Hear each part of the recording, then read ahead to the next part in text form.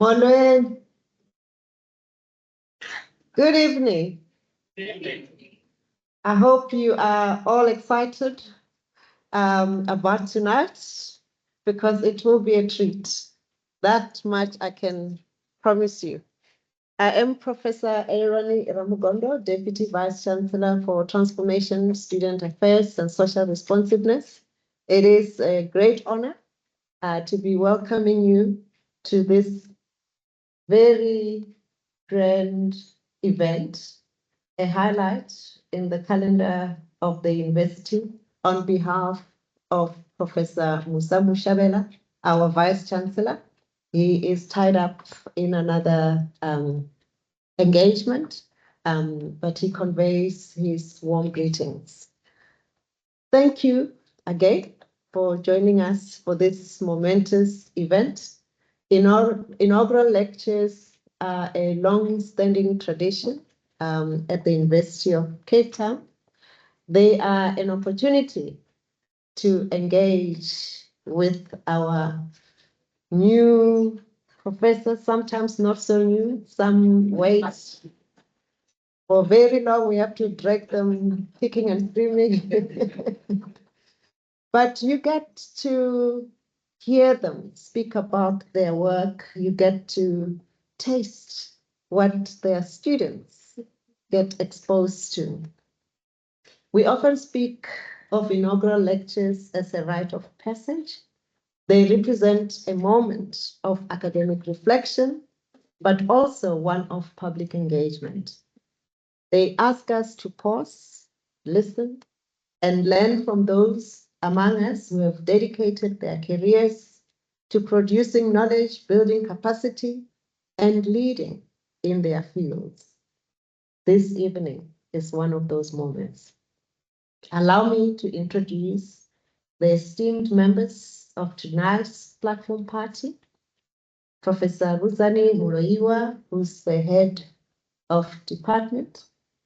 He will introduce Professor Alan Davidson, Professor Jeanette Parks, who will offer reflections.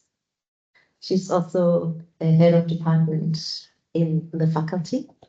And then we'll have our Dean Lionel Green Thompson. He always gives me a look when I say Dean. You are the Dean.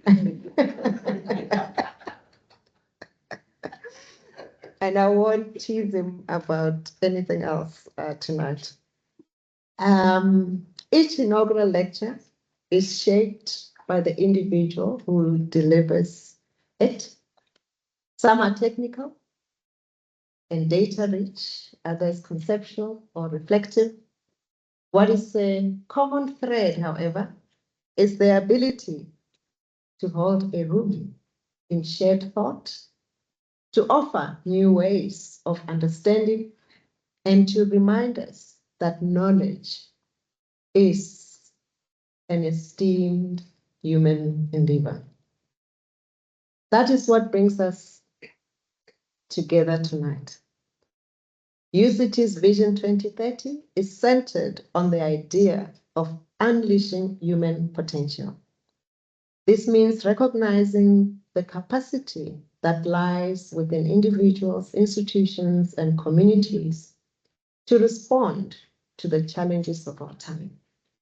It means working intentionally to create an environment where excellence, equity, and impact are not only possible, but expected.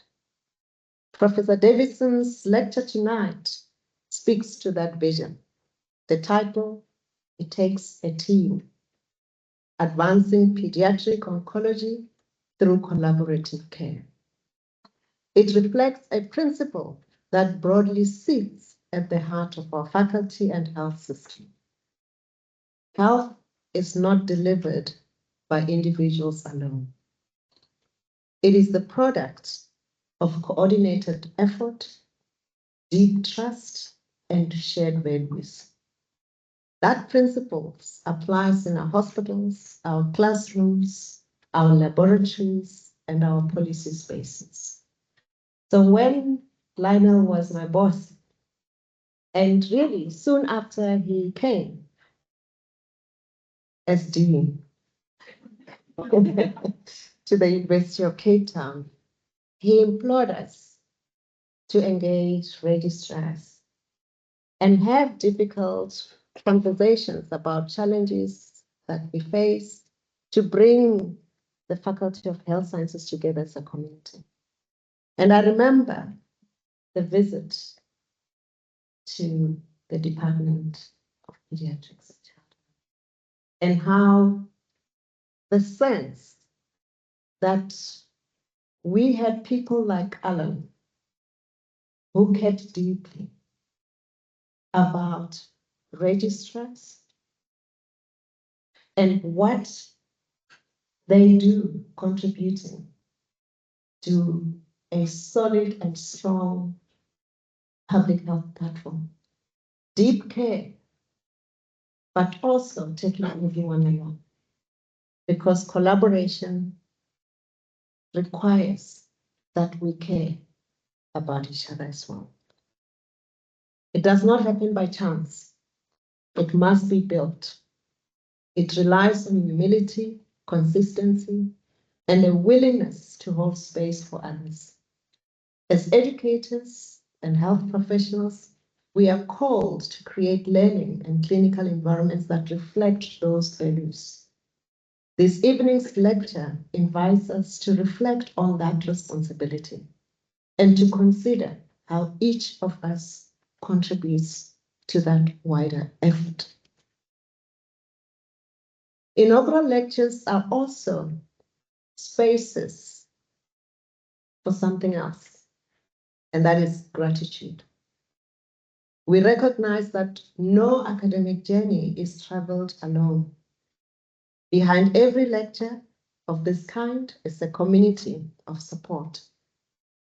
Colleagues, mentors, and I believe Emeritus Dean JP Panika is amongst us. Your presence here is deeply appreciated, not only by Alan, but by all of us. You have clearly been a great mentor for Alan. A community also includes students, friends, and most importantly, family. So I want to take a moment to acknowledge Professor Davidson's family who have joined us this evening. Christine, this is Alan's wife, and the twins, Kat and Nat, and I was told Lameki Benjamin. It's really great to have you here. Your presence affirms the value of community in the academic project. Thank you for standing with Alan. So as we prepare to listen to tonight's lecture, we know that the work that is being shared reflects more than individual achievement. I want to close by thanking Professor Davidson again for willing to come and share this part of his journey with us. And he said earlier, once he's done, he knows he's done. But we will see if he will indeed be done, because the stories continue in many other ways. I will now call to the podium Professor Ruzani Muruiwa, who will formally introduce Professor Alan Davidson.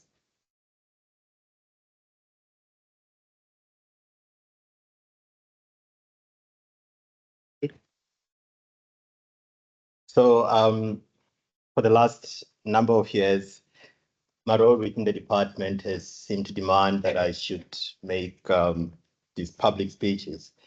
And despite the passage of time and the frequency of it, I still feel out of my depth when I have to do this.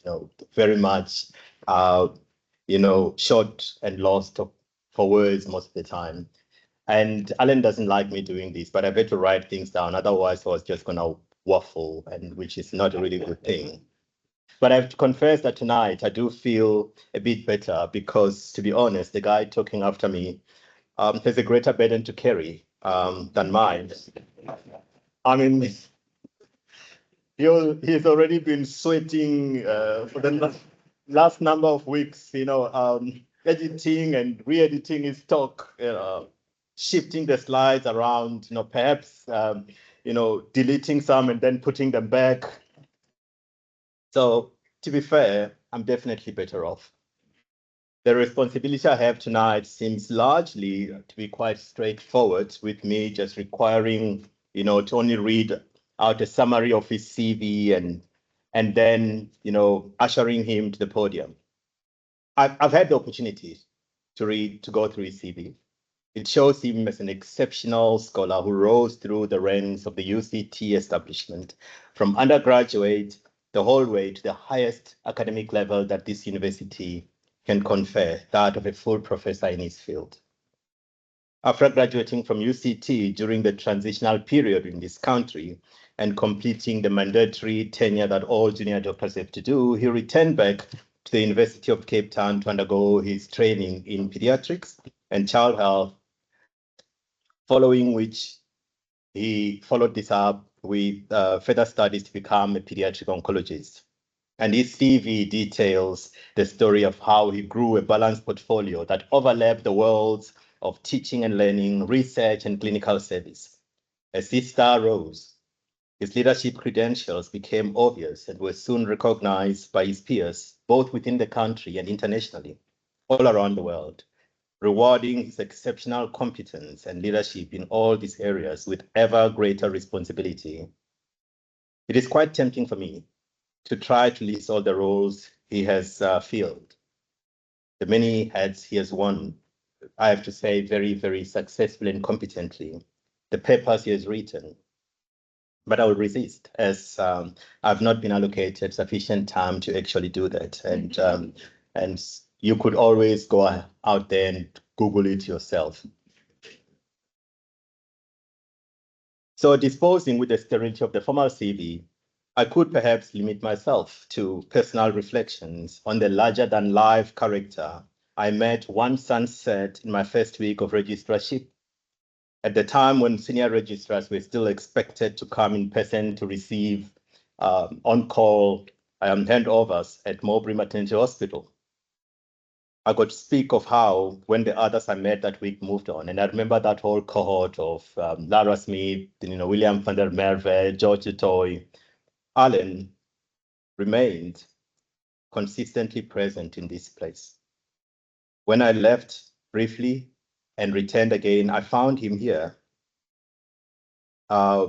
conducting the orchestra that make our daily frontline work in pediatrics possible.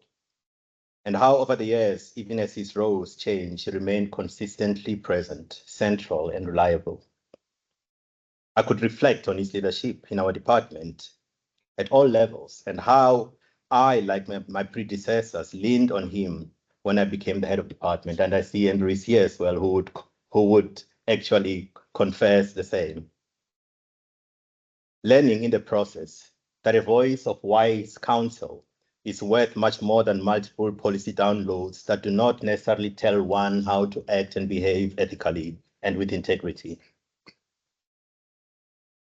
I could take this opportunity and this route to introduce him, and no doubt many will bear witness to my words. And I'm just glad Prof. Ramgonde has already mentioned part of this, and I'm just glad that she's moved heaven and earth to be here, because she was gutted that it may have been possible for her not to be here. And she wanted to acknowledge actually the integrity with which he has led that student space that she was speaking about. But I will not do this either, because whichever route I choose, be it the printed CV or the reflective narrative, I suspect that I will do a shoddy job of it. You can see that even at this stage, I have not even mentioned the children and the parents, especially the children of the poor and marginalized, that receive the highest level of care available in our continent at the hands of the amazing team that Alan leads. I do believe that his own address this evening will do a much better job to highlight the path and the values that pave this path that brought him to this podium. It would, however, be amiss of me if I end my introduction having failed to acknowledge the pillars that uphold the course of Alan's path, which in Latin is called the curriculum vitae. You see, there's an inherent risk by organizations to descend into a naivety, such as sometimes occurs with children, who may believe that money comes from ATMs, not recognizing that someone has to deposit it there in the first instance.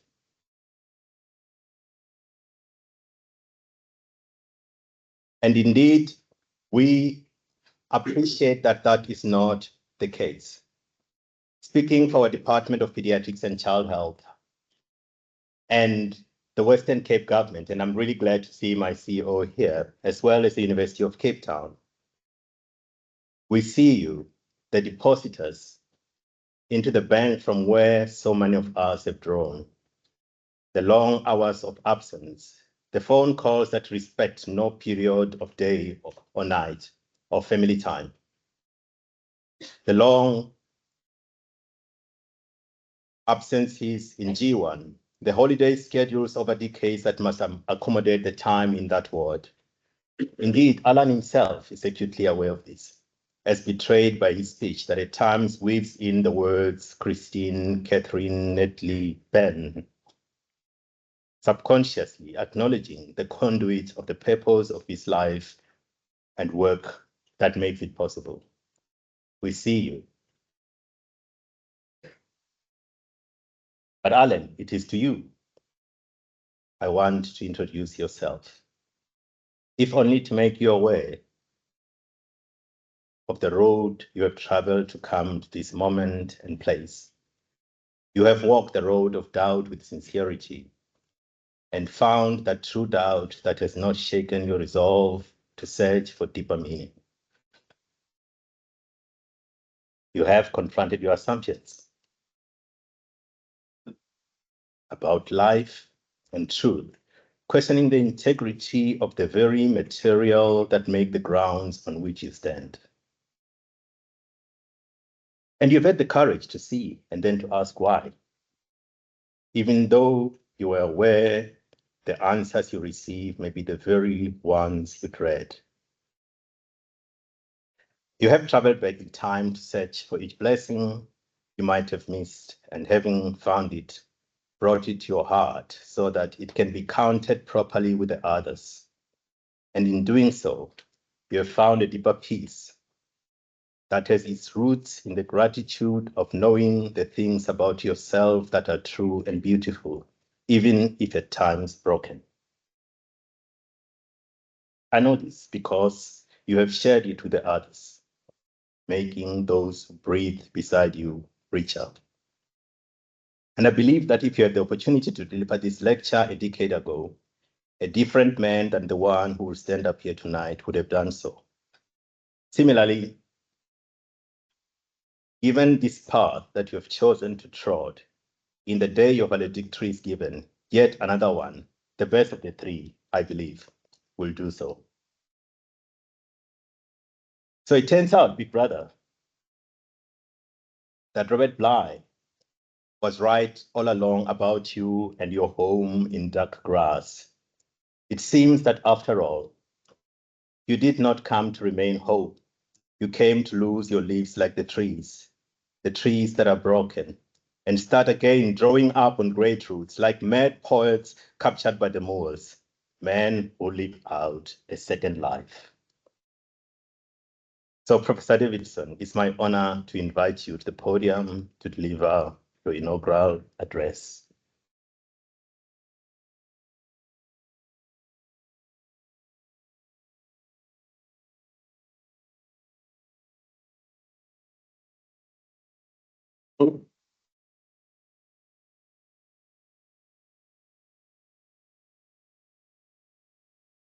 Gosh, that man can turn a phrase. All right, guys, thank you so very much for being here today. We're going to crack on and have a little bit of fun, I hope. Rich told me it's your day. Go ahead and have fun. I'm not going to ask you to get involved too often, but when I do, please don't hold back. You'll see what I mean. So as for that delay, and thank you to my mother-in-law too, one wife, two mothers-in-law, Lou, for the tip. According to the Sunday Times, Francois Venter ducked the federales at Wits for his inaugural by blaming the email for a long time, not as long as me. Of course, our email system is much better than Wits. So let's just say I have run out of luck. When I took the news of my appointment home some years ago, my first thought was, oh gosh, I have to do this. And my firstborn, a cup of a half full kind of woman, was quick to reassure me, at least you're not a butt doctor. So let me apologize to all the important people who don't appear in this talk, and to those who do but are not named. There are many of you. There'll be some humor, and look out for a splash of sport. And as I say in my payoff line, if you don't go home with a new fun fact, you can have your money back. So Holcomb Greer, a big bear of a man, had been on the pediatric oncology staff at Boston Children's Hospital forever when he visited us more than a decade ago. He loved his job. He plays a mean trombone, and he reassured me that humor is a good fit for our line of work. I thought that it's the way I work, but it was an amazingly liberating moment. We both tower over our patients, and more often than not, their families. So this had always been a way for me to break ice. You'd be amazed how easy it is to induce a smile, even in the worst of circumstances. And I suspect it was Patch Adams that induced a flurry of attention in the literature, the opinion pages mainly, around the turn of the century. But there was excitingly some solid data about how a sense of humor can improve resilience and even immune function in children with cancer. So I'm the first one in our division to have this opportunity to celebrate our work, but I'm confident that I will soon have company. Here are some of our then fellows pictured with Philip Lanskowski and Cyril Carabas a few years ago. Cyril is the original gangster. There's a picture of him loading the kids on the ward in his car for a day on the beach somewhere. I swear he did it. I mean, by all nowadays, that would be like offside for all my CEOs here. Anyway, I just can't find the photograph. I asked Sarah Carabas, and we can't. If you want to know how he moved the kids, though, with solid tumors from Ross Seeley's clinic at Grootersgeer to Red Cross, you'll have to read our chapter in Heinz Schroeder's upcoming book about the history of Red Cross. No spoilers tonight. Two giants are seated alongside me, though. Paddy Hartley, who nurtured my career from the get-go, brooked no nonsense. All of you know that, yes? Even her own. And taught me to lead by example and always leave the door open. And Farida Desai, who is here, thank you, Farida, who taught generations about fastidious comprehensive patient care and whose memory for patients and their families is still legendary. And lastly, a shout out to the registrars and trainees who've been so encouraging and to whom this conversation tonight is addressed. I borrowed this from Victor Santana at Jude. I draw your attention to two aspects of collaboration that are not always emphasized as they should be. Trust is a prerequisite, and respect for difference is crucial. We can't always agree, and that's okay. The team is a dynamic. It's not an echo chamber for leadership. So, as for aspiration, even old people have aspiration. As I ask you to take a walk with me, I'll need to remind you that not all the tools that we use, our team, are tangible. One of the most important recent constructs in our area of work is reasonable hope. That's a talk all in itself, but I want to alert early career colleagues to the Wakely Prize, awarded by the Lancet to the best essay submitted each year. Nowadays, it's branded with a topic, so each year they say something in this area. And ironically, the announcement for the 2025 prize came out on June 21st, which is the same day as this lecture was announced. And I always wanted to have a go, but not quite yet. So my title will be, when you read it, Even Hope Needs a Dose. Maybe next year. Coming out of high school in the 1980s, I was deeply influenced by the context in which I was to learn and work. Inspired, I got up to a fair bit of mischief, made deep friendships, and like all of us, suffered loss.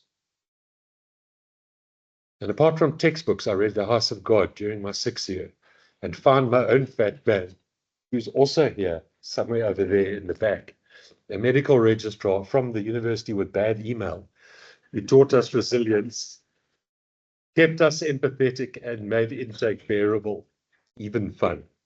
John Lawrenson gave me permission to cite him. His take: hated the book, loved the rules. There are many, and I have many favorites, but I do frequently cite Rule 3 to the junior staff. I also did a rotation at Red Cross and immediately found a home. And then after my internship, I did a few junior jobs in pediatrics and ONG and landed up in the service at Birmingham Children's Hospital, which I still appreciate deeply to this day, and which brought me back home to sit down with Paddy. As things were in those days, you came for a conversation with Malcolm Bowie or Paddy Hartley, and that's how you got a job. That was it. It's like things are a little bit more complicated, but more appropriate nowadays. And I said to Paddy, I'm going to do oncology. And this was before I'd started pediatrics, but I was very clear on that. Circling back to the laws, much later, Sam Shem did an interview in The Atlantic, a coffee table journal in the States, very high quality, and reflected, as one does, and came up with new laws. And these are lovely. Connection, these are some of them, but these are my favorites. Connection comes first. Learn empathy. Speak up. Learn your trade in the world. I still do bear one grudge towards my colleague who so graciously agreed to give the vote of thanks today. When Shem came to UCT, she was able to go and listen to his reflections while I could not make it. That's not the story, by the way. So just the pediatricians who I've mentored over the years will recognize some of these, along with a few suggestions of my own. And I'm going to call them suggestions, but here you go. Know your history. Be curious. Never stop learning. The team is everything. Grow leadership. And advocacy is everybody's job. All of these speak to each other. They're kind of intertwined, but at least you know and you can judge how close you are to a glass of wine now. So those fellows I showed you all looked so pleased in that picture earlier because they'd met the guy whose textbook they'd studied with. He was here fleetingly, that's Philip Lanskowski, but made a big impact beyond our shores. Understanding how the history of our various specialties, so I speak to all pediatric specialties, not just our own, have been shaped is crucial for a specialist or a subspecialist. And although the evidence base is a prerequisite, the institutions and individuals provide color and make it all memorable to a specialist trainee. People like Guido Fanconi, a Swiss pediatrician whose name is associated, as you all know, with two quite distinct conditions. So to the first question of the evening, to the medics in the audience and even the non-medics, who thinks eponyms, this is the practice of naming diseases for related clinicians, are a good thing, and who doesn't? Can I ask the people who are in favor of eponyms to put their hands up?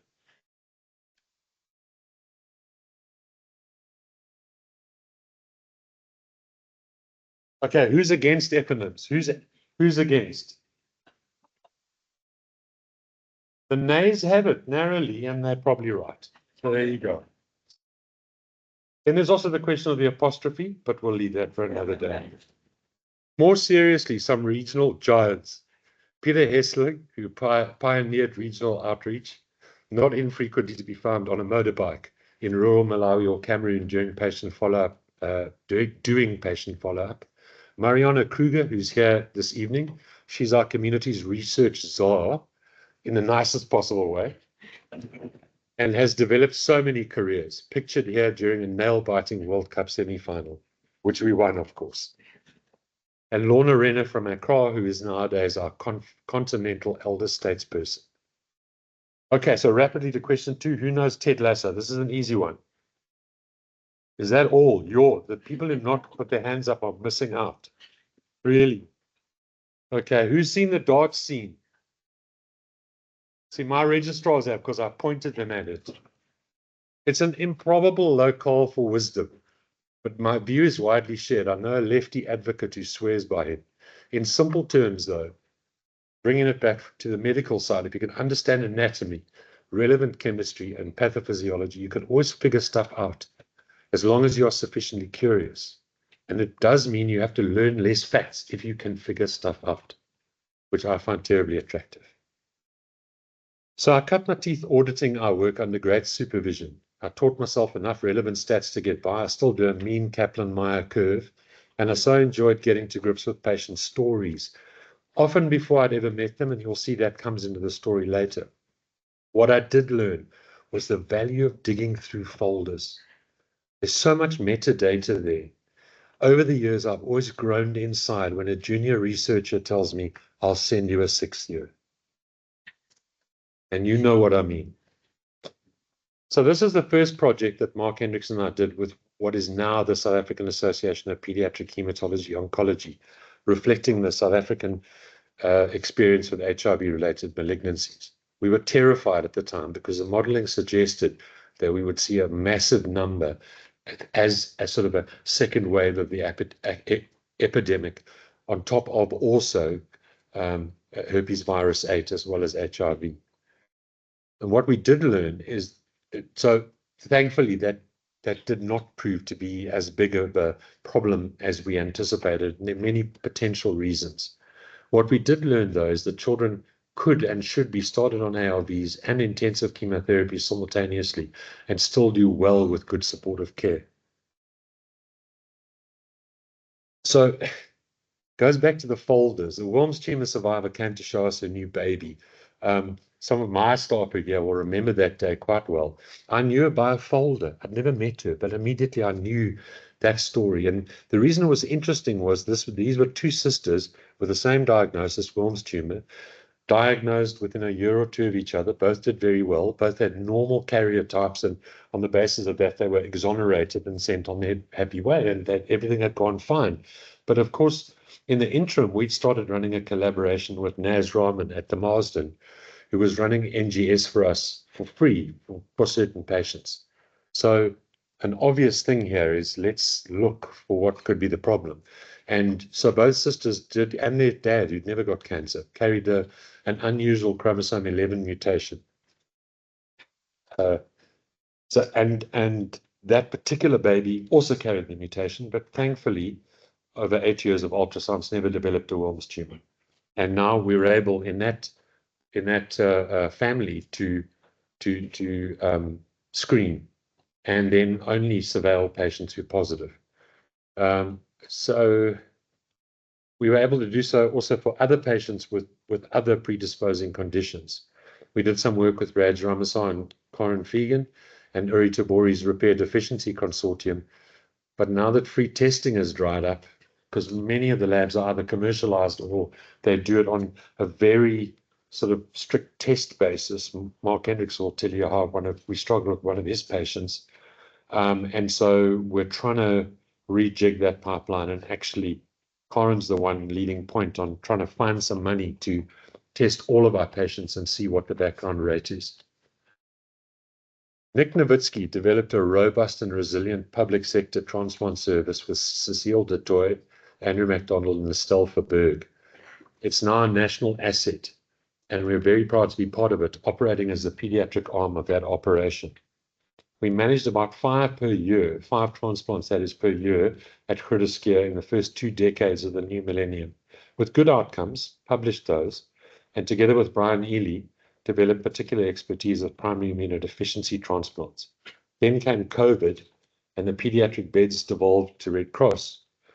We'd done about 40 transplants at Red Cross, all but 4 of them allografts in that period. That's held at a quintal there on the right at our first infusion in 2020. And I must now blow my nose, so forgive me. I think that's okay for the team.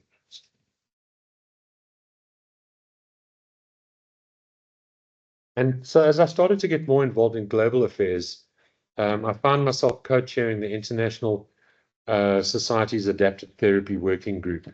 It was another one of those, that's why I really do feel sometimes like I'm like some of the characters in the House of God. I got a call and the guy who was supposed to do the job had a family problem and they said, will you step in? And that started a whole chain of events. It was enormously gratifying to reflect on Alawani's point about gratitude.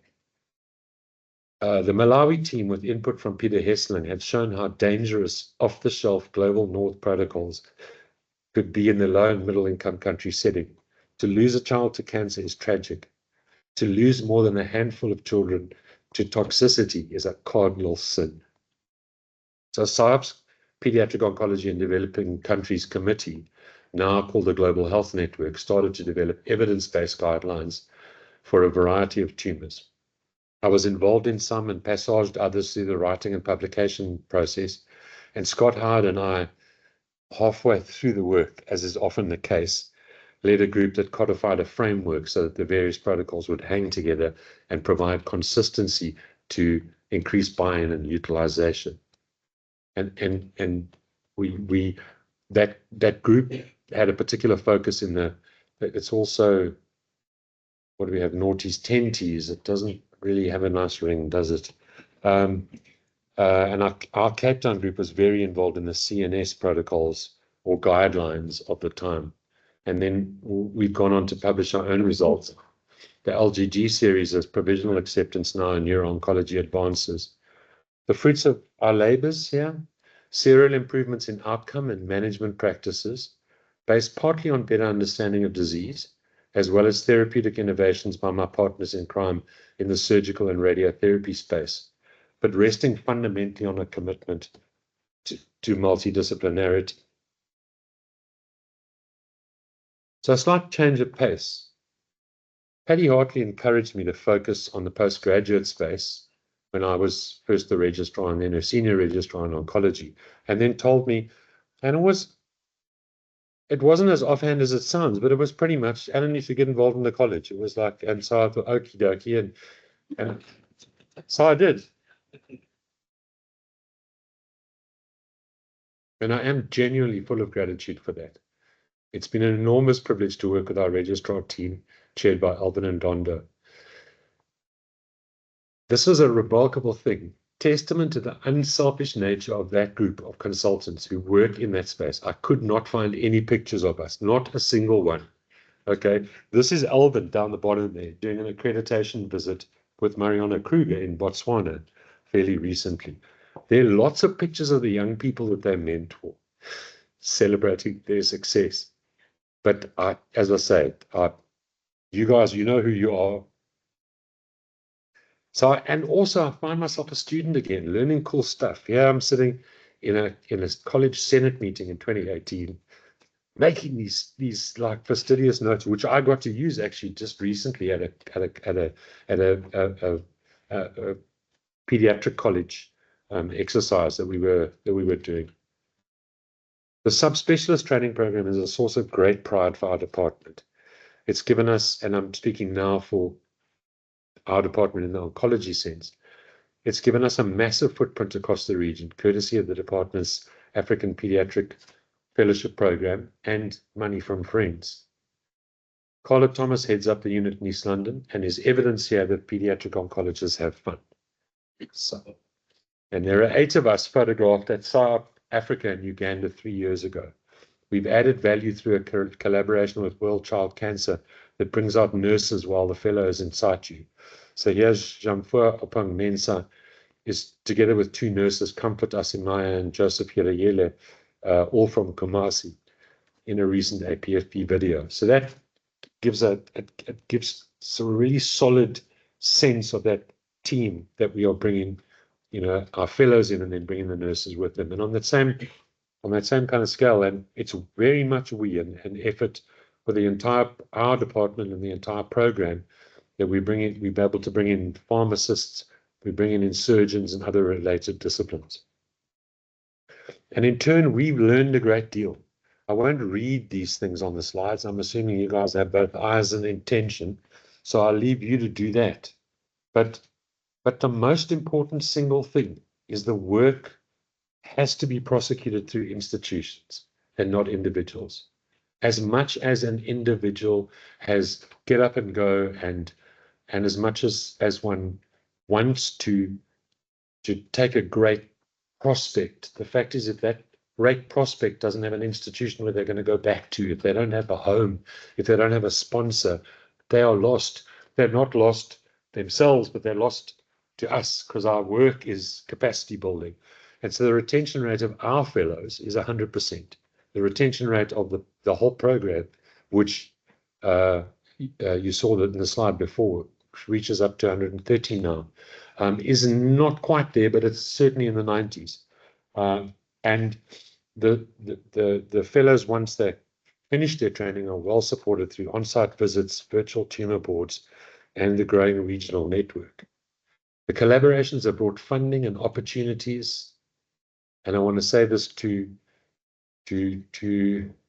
those who worry appropriately about how much funding gives ownership, if you follow my cheese. So this is how it works. We work with everyone. We belong to no one.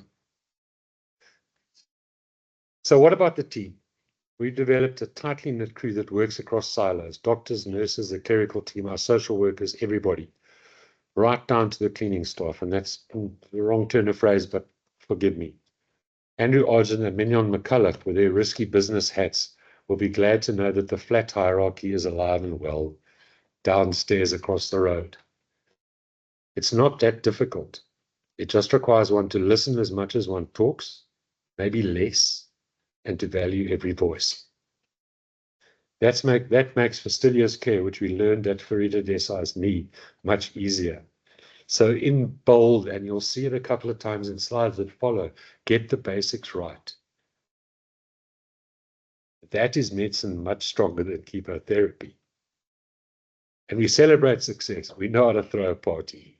So question number 3, can anyone tell me, the registrars, you embargoed, I think, because you probably know this one, what CDO is?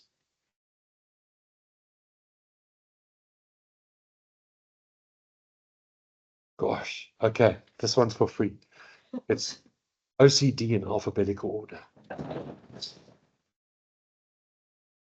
That's how you get the work done. I would not want you to go away without having a sense of our work. The registry Cyril Caribus started in the 1960s, reached 5,000 oncology patients in 2018, and we've achieved long-term survival for all comers of about 75%. That is the house that Cyril and Paddy and Farida built, and others. So again, if I don't mention all of the players, then they know who they are, and most of you know who they are too, and which the 4 of us now are blessed to live and work in.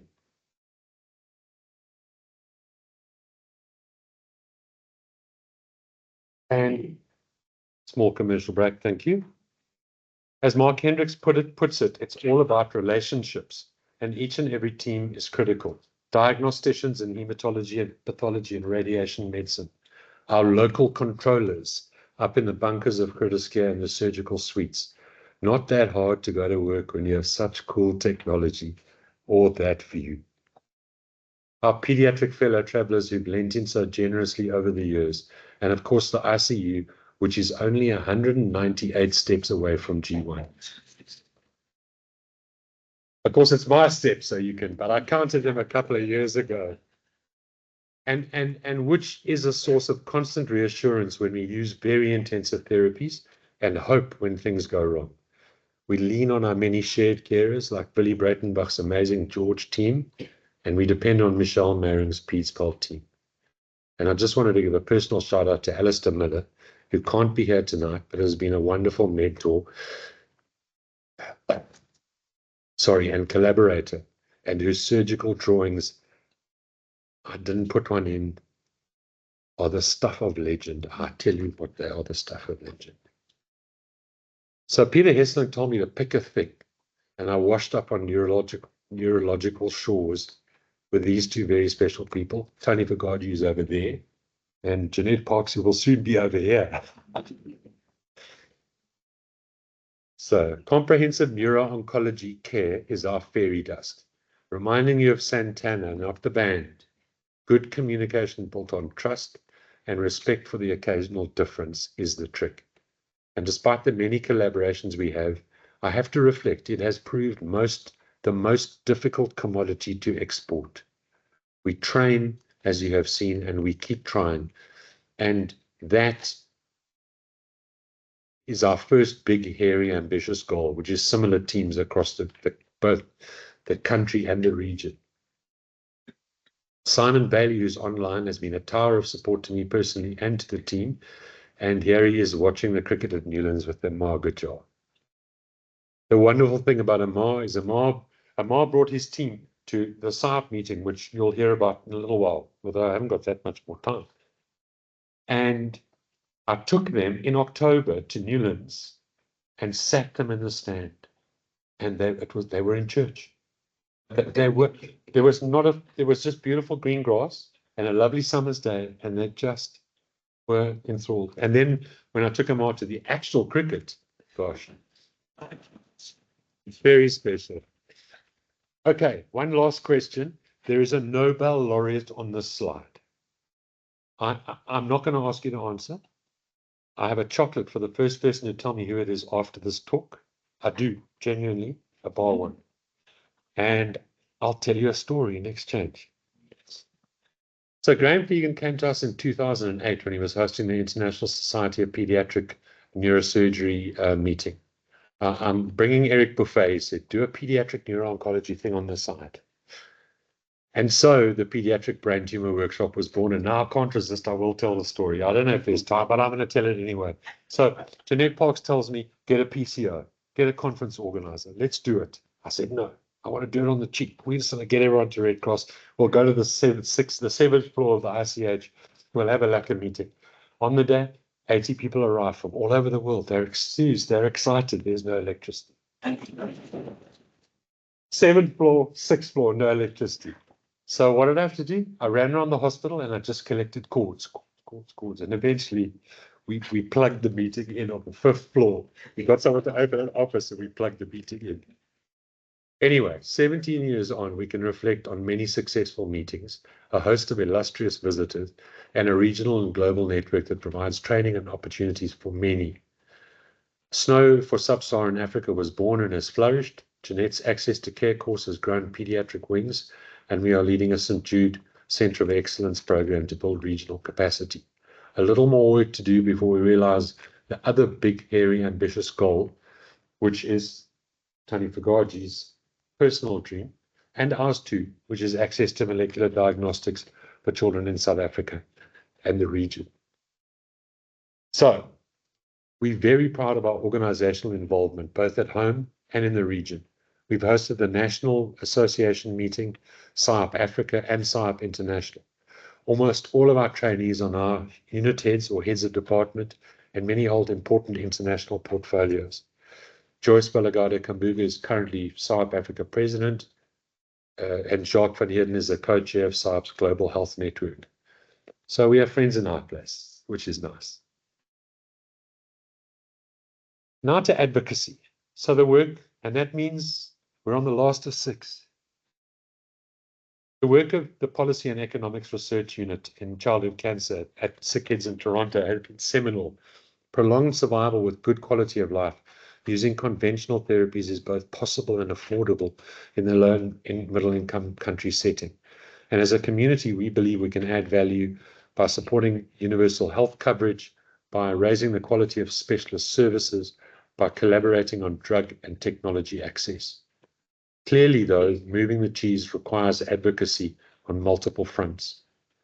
And I was privileged to lead SARP's advocacy efforts for several years, working with 2 presidents and a great committee, collaborating with Childhood Cancer International, the UICC, the WHO, as well as important partners in the pediatric oncology space, such as St. Jude Global.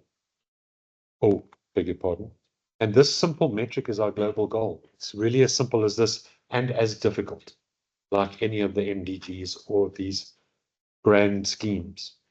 60% survival for all children by the year 2030. And circling back, to where we came in. The partners are developing those adapted therapy guidelines that I showed you earlier into a dynamic online suite called ARIA to assist clinicians at the LMIC coalface. And keeping it all in the family, Jeanette is the chair of that oversight committee. So you have friends in high places. Now, you notice, heretofore, I have not been reading the slides. You know what they say, never talk about religion or politics at a family meal, right? So let me tread carefully. But it is a serious and important question.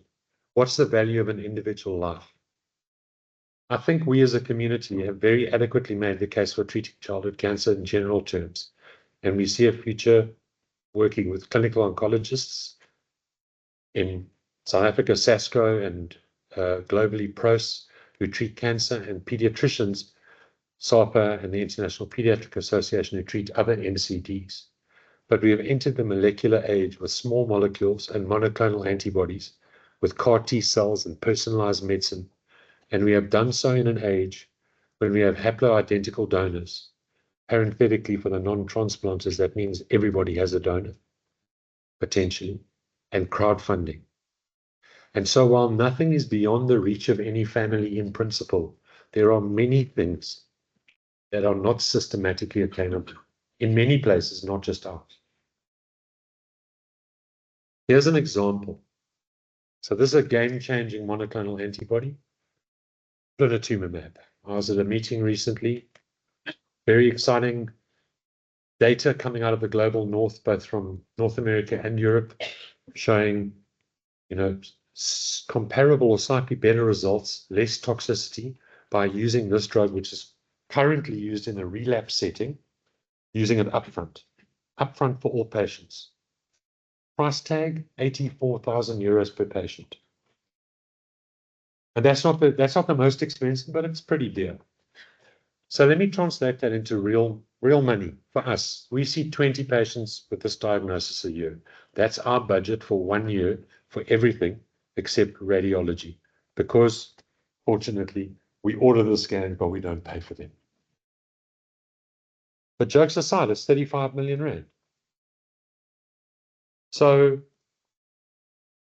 it doesn't mean that we don't want to get there one day. Well, it doesn't mean that we can get there tomorrow. No. Doesn't mean we don't want to get there one day. No, also. The only way forward is advocacy around pricing, around extended access, around differential access, lots of different ways. And we can fight for these things as long as there's justice. Essentially, it's okay to fight for this one as long as you have the same package for the one that comes afterwards. And that's me, leaving you with a moral dilemma of the age. Who gets what? But not quite. What about the really, really big picture? So, this is a departmental, I feel a departmental responsibility now. Faced with a global avalanche of violence against children, the department's advocacy committee has asked us to make space for children in crisis on our agendas. So each departmental meeting now, we focus on children in crisis in a particular space.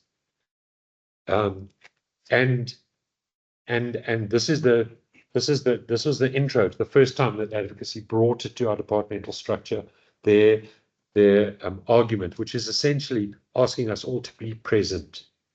Okay, the metric is simple. You can't solve every problem, but don't look away. So I'll leave you to read. Again, you have eyes and brains in your head. Wait, brains and eyes in your head.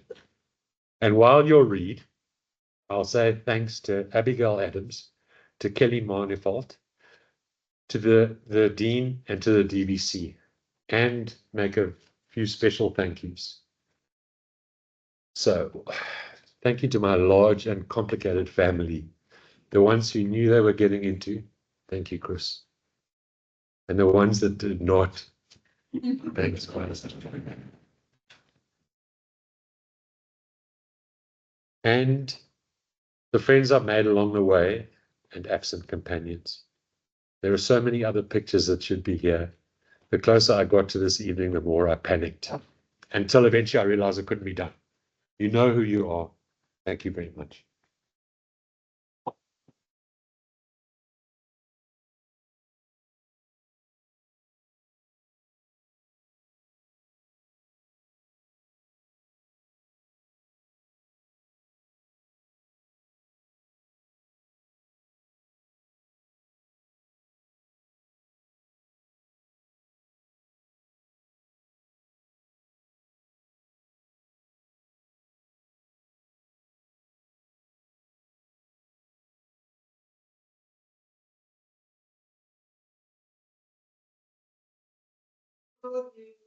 Going to be a treat. Now, for a fuller reflection on the lecture, I call upon Professor Inaugural.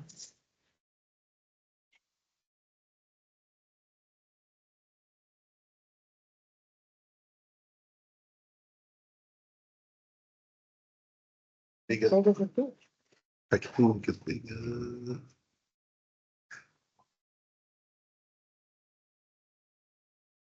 Do that better? Yes. 2 seconds. So thank you, Alan. It falls to me to reflect a little on your career, the things that you've achieved during your career. And so I was looking through this list, and I thought, well, you know, there's a couple of these that you've gone into in quite a lot of detail, but quite a lot of academic details that are not actually covered. So we're going to go there, and I'm going to mix it up a little bit. And the first thing I just want to say that what makes Alan a particularly unique academic is the level of his engagement. I really think that it is not usual to have a person in any environment, but often in the academic environment, who engages in the way that he does with every single job that he undertakes in his work and in his collaborations. So leadership and stewardship is something that I think he does par excellence. And it all started with the incorporation of the brain tumors into the pediatric oncology service. This had not been done before Alan took over as the head of department. He also was key in stem cell transplantation services that were brought into the department in 2020. And key in building a multidisciplinary neuro-oncology service at UCT and Red Cross Children's Hospital. His shared care virtual meetings include all of the people that you've seen on the slides so far that tune in on a Monday afternoon, and he and Simon Bailey listen to all their cases and give them advice. It's quite a phenomenal legacy. He's continued to foster a culture of clinical excellence that was started by the people before him in the department. He's spoken about them. Clinical excellence, learning and research in an area where the clinical load is actually quite astronomical. He's been a professor since 2017, which is why it's so interesting that his inaugural has come up now.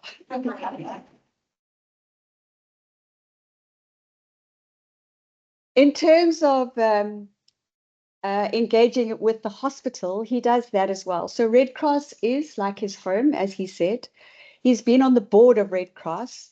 He's been an executive committee member of the Children's Hospital Trust for a number of years. He's been on the Red Cross Facilities Board and the EXCO, where his wisdom is quite legendary in making decisions and dealing with whatever comes up. And he's been on the Red Cross Radio Advisory Board as well. If we look at the department and the university, I think one of the huge success stories of the Department of Pediatrics has been the African Pediatric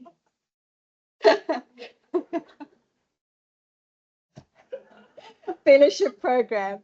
And he's really been instrumental in that. There are a number of the fellows that are pictured down there below, and they've all gone to fulfill, as he said, positions of leadership within their countries of origin throughout Africa, and where they continue to be supported by the department here in Cape Town, something that I think you should be really proud of, Alan.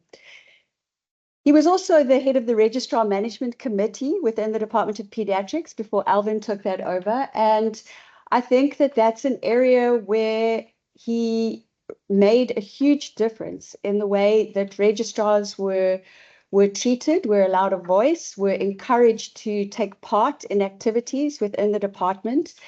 And it's something that I think people have learned from you in a huge way within your department. In the College of Pediatrics, again, engaging beyond what the average person does. He's been on the Council of Pediatrics at the college for 17 years.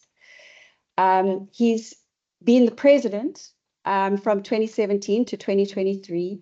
And for his sins, he also chaired the Finance and General Purposes Committee within the college, which there's not a lot of people that can say that they would aspire to that role. And he did it with aplomb, helping the college through some really tricky times.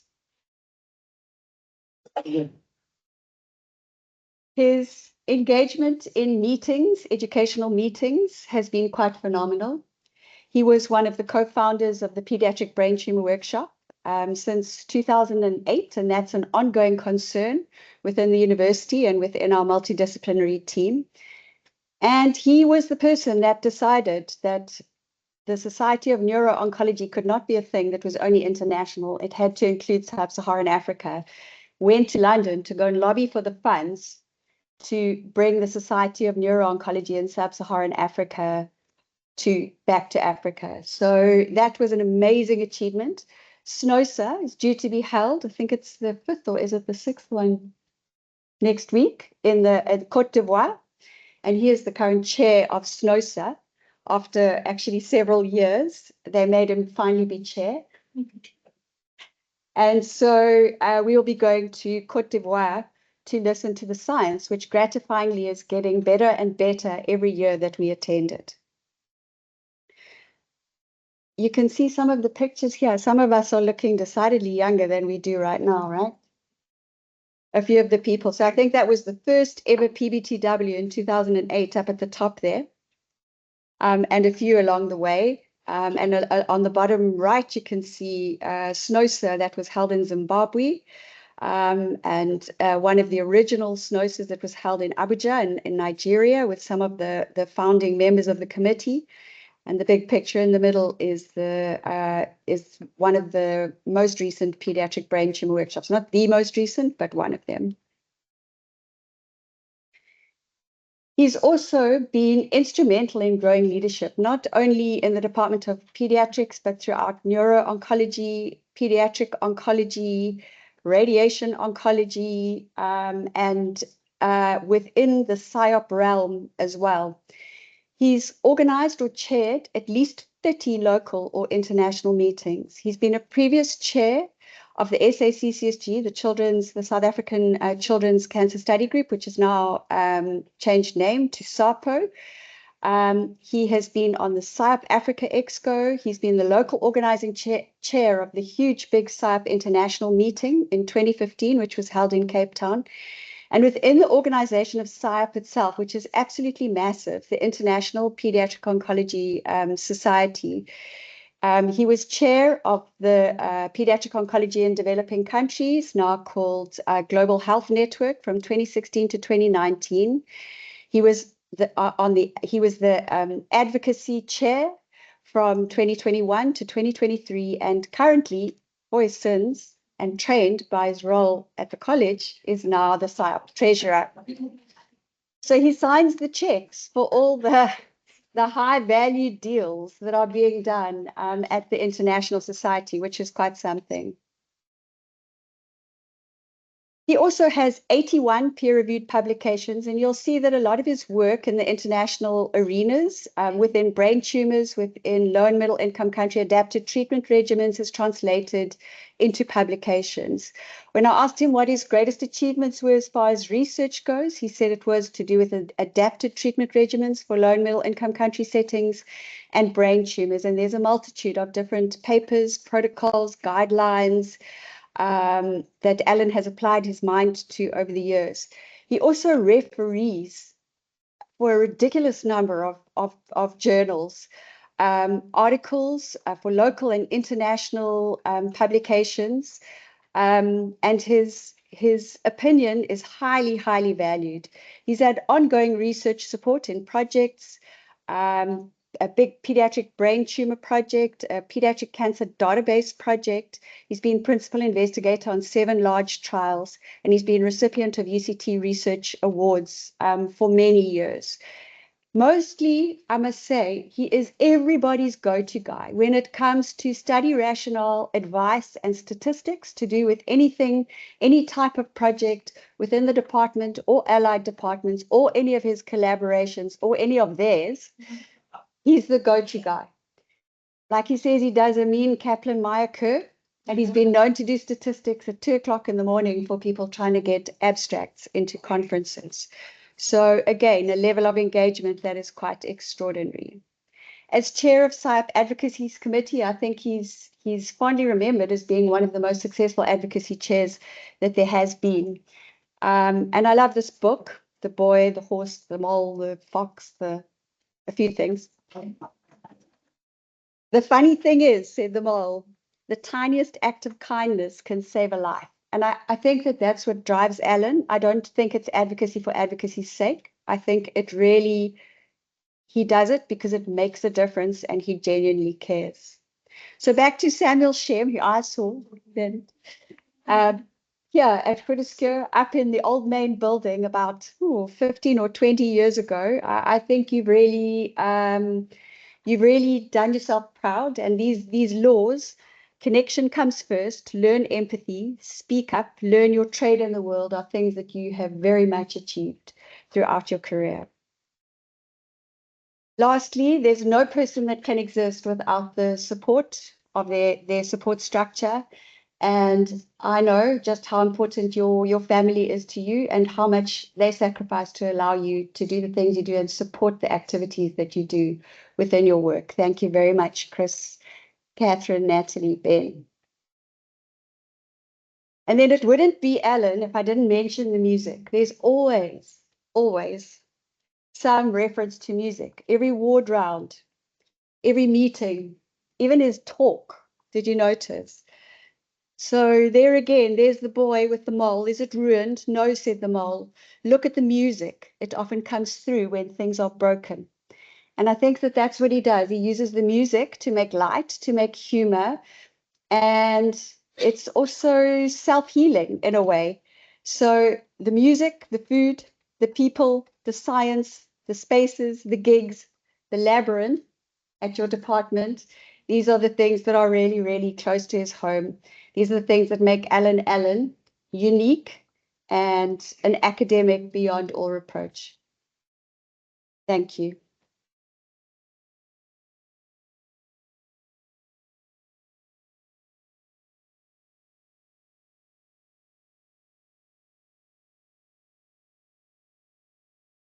Thank you very much to all of you for this evening, Alan in particular for the celebration.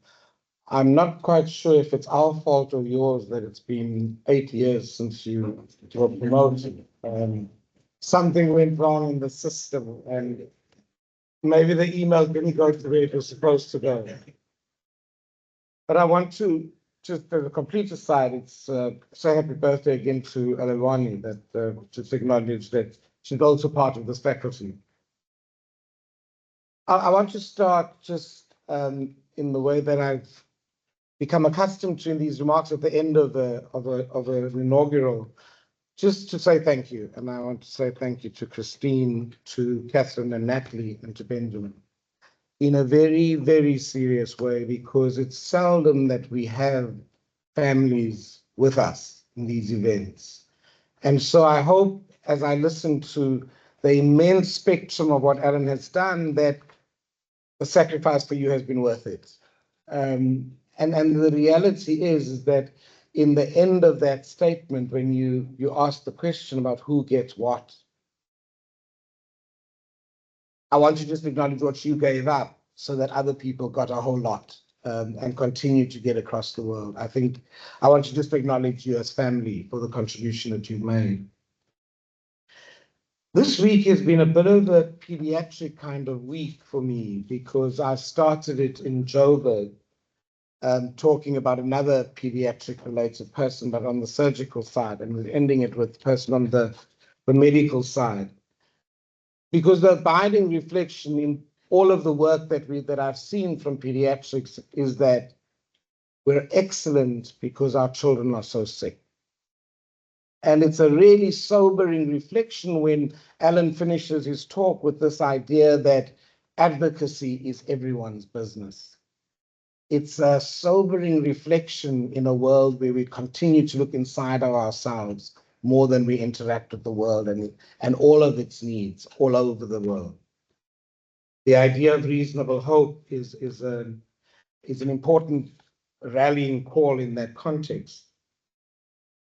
I suppose I'm going to make a bit of a racist joke now, but it struck me when you said that there was a time where you didn't have interviews for jobs, and as I sat there, I thought, actually, there was a time where it didn't actually matter who you were, your job was gotten like that. Because when I started anesthetics, it was over a discussion with somebody who called me all sorts of names and then employed me. So it was a fascinating time that because we didn't worry so much about what the other people were doing. And often there was a sense of justice in those things anyway. House of God is a particular reflection because those who've read the book will know that in the description of anesthesia, he calls it a non-clinical discipline. He says anesthesia is 2 moments of panic interrupted by nothing at all. And for me, and so when somebody goes back to the house of God, I'm just reminded about how in the irreverent we learn so much about who we are and the things that we have to do. And so I'm really grateful for that. You spoke about lessons that we take away. I think you reinforced for me this evening, about relationship. And perhaps the most important thing I'll take away from today is CDO. That if you're OCD, that's the alphabetical way to say it. But inaugurals are about a story. They really are the story that our academics tell, but they tell it most powerfully when they tell the story of the intersection of their scholarship with the communities that surround them. And that for me was the quintessential essence of tonight. And for me, it really shows just how much how many stories we tell as individuals in this faculty and then as a faculty as a whole. And so I do want to honor the story that you've told this evening and all of its multiple intersections. My last thing this evening is really, it connects to the Imbizo this morning. I spoke about how an Imbizo is based on the word in isiZulu, biza. And so in many ways, Alan, we've called you to this occasion. It's a bizile. So that you can talk to us in the way that you have. But the other thing from this morning is that there was a rather loud question about the alcohol that we serve at our function.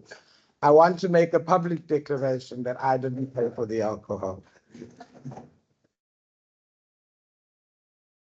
There's a point there that you spoke about seeing people, Alan, and I want to just honor that in the idea of sawubona, that we see you regularly.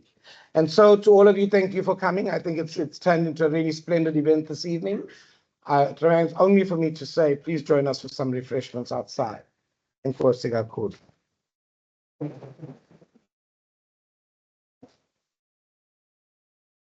And please stand of the academic procession leave.